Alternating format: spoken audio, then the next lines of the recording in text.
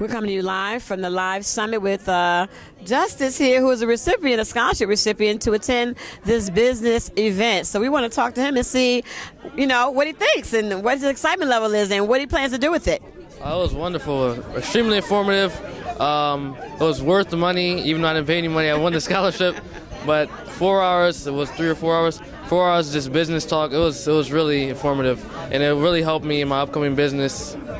It's if you're trying to make a business, you need to be here. It's it's worth over what it's priced. It's overwhelming, isn't it, too? I mean, and they really treated you very seriously, which is what I really appreciated from them. And how did you feel when they started, did you know they were just going to have you stand up and say? I appreciate it because he put my name out there, and everybody knows my name now. They want my business card.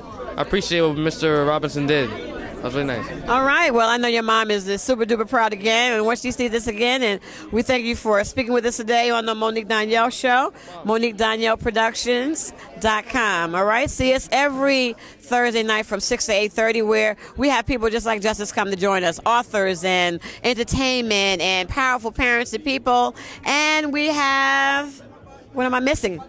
What am I missing? I'm missing something. Oh, and we have our hot spots. We got and our sports will run.